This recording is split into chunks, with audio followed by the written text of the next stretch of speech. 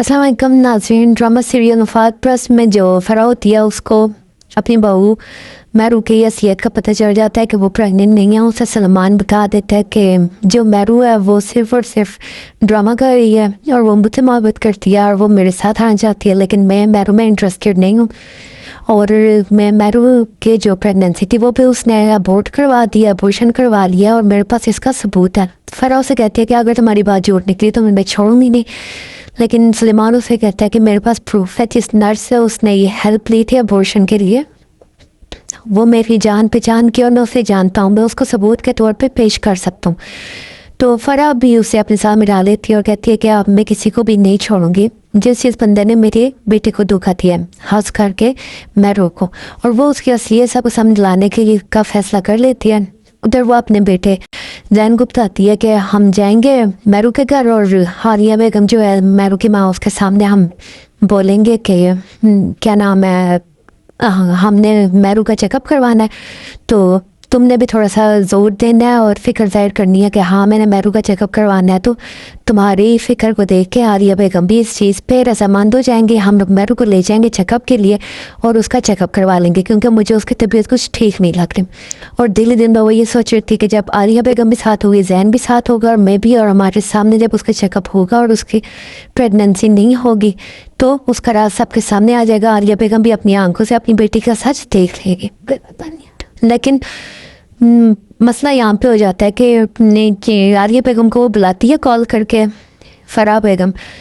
आर्या बेगम के आने से पहले ही आर्या बेगम ने शाम को आना होता है, तो फ़रा जो होती है वो दिन को ही मैरू को कह देती है, उसको पहले से ही वार्न कर देती है कि आज तुम्हारा सच जो है वो सबके सामने आ जाएगा और आज तुम्हें कोई भी नहीं बचा सकता। आज तुम्हारा ये जो नाटक है इसका वांडा फूट जाएगा सबके सामने। तो जो मैरू होती है वो परेशान हो जाती है कि वाकई में अगर ऐसा हो गया तो फिर जो उसकी माँ है वो भी उस पर यकीन नहीं करेगी, क्योंकि उसने अपनी माँ को भी सच नहीं बताया होता। फिर वो दिन को ये फ़रा बेगम कहती है कि आपको क्या लगता है कि आप बहुत तेज़ हैं और आपकी साजिशें कामयाब हो जाएंगी, लेकिन ऐसा कुछ नहीं होगा, ना मैं ऐसा होने दूंगी। ये कह के वो सीढ़ियों के ऊपर से गिर जाती है और गिरते गिरते जब नीचे फ्लोर पे आकर रुकती है तो उसको काफ़ी चोट वगैरह आई होती है। वो चीखने लग जाती है, जैन मुझे बचाओ, मुझे बचाओ, देखो तुम्हारी माँ ने क्या किया, मेरे बच्चे को मार के। वो ये जाहिर कर रही होती है कि उसको अभी वो गिरी है और उसकी वजह से उसको और उसके बच्चे को नुकसान हो गया।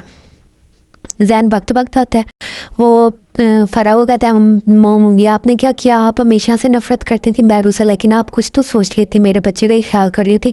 और फ़रा हैरान होकर देखती रह जाती है।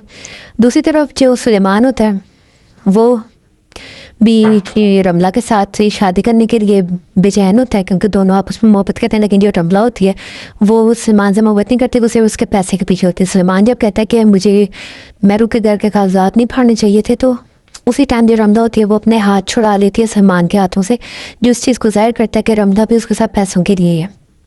सलमान ये सोच रहा है कि जब मैरू जैन से तलाक लेके आएगी तो वो बर्बाद हो जाएगी और मैं उसे छोड़ दूंगा, मैं उसे बताऊंगा कि मैं उससे मोहब्बत नहीं करता बल्कि मैं रमला से मोहब्बत करता हूँ। जबकि दूसरी तरफ रमला ये सोच रही है कि अगर सलमान के पास कुछ भी ना रहा पैसा वगैरह तो मैं इसे छोड़ के भाग जाऊंगी, और वो आखिर में ऐसे ही करेगी कि वो तमाम तर्ज वरात वगैरह लेके उस घर से भाग जाएगी। लेकिन नाज़रीन, हमने अब ये देखना है कि क्या मैरू को उसके नाटक की कोई सज़ा मिलेगी या वो उसका नाटक ऐसे ही चलता रहेगा। क्या आर्या बेगम जो है उसके सामने मैरू का ड्रामा काम करेगा या उसे अपनी बेटी के सच का पता चल जाएगा। और दूसरी तरफ क्या सलमान मैरू को बता देगा कि वो सिर्फ और सिर्फ उसके साथ पैसे के लिए था, या रमला उसके साथ रहेगी या उसका सारा सोना लेके भाग जाएगी। देखने के लिए हमारे चैनल को लाइक एंड सब्सक्राइब करें और कमेंट सेक्शन में अपनी राय का इज़हार ज़रूर करें। शुक्रिया।